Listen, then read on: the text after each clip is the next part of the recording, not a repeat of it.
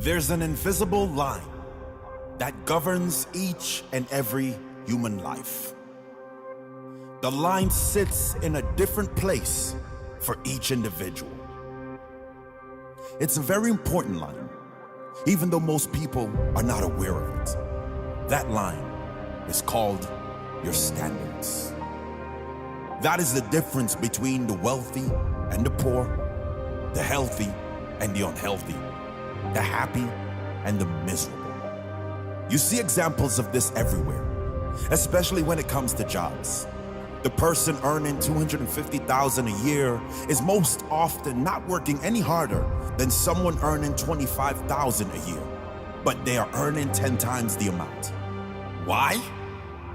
Standards. The person earning $250,000 a year believes they are worthy of a $250,000 a year job. The person earning $25,000 so far has not believed they are worthy of more than that. They're content with a $25,000 a year job. That is where their line stops. Their standards are lower than their $250,000 a year friend. They might not want to go below that line, but they won't go above it either. It's how they see themselves.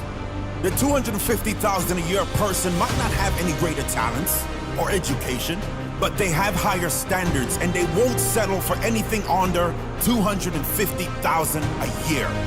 They're not working any harder, they're not any smarter, but they're making 10 times as much because they have higher standards. The same can be said of the millionaires and billionaires, the fit and unfit, the healthy and unhealthy, the happy and the miserable. Standards govern your life, your financial life, your health, your happiness, your relationships. Most people settle for a less quality life than they are capable of living, simply because their standards are low in key areas. Think about all the key areas of life. Health. Are you living your healthiest life? Do you need to raise your standards to improve your health? Relationships. Are you settling in relationships? Can you improve? If you raise your standards in this area, how would your life be different? Wealth.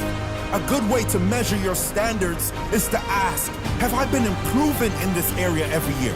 If not, chances are your standards have dropped. What about your lifestyle? Are you more happy than sad? Are you more optimistic than pessimistic? Do you feel more stressed or more blessed? How can you raise your standards to make room for more fun, more play in your life? There's also another line, and that line acts as your ceiling. You're not going above that line. This line is called your beliefs. Whatever you believe is your limit, is your limit.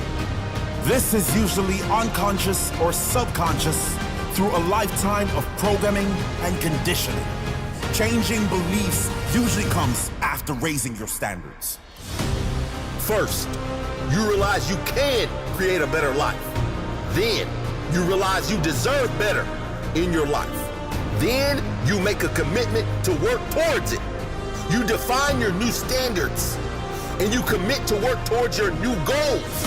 This is an absolute commitment. It is not a short-term test that you can back out of if it doesn't work out.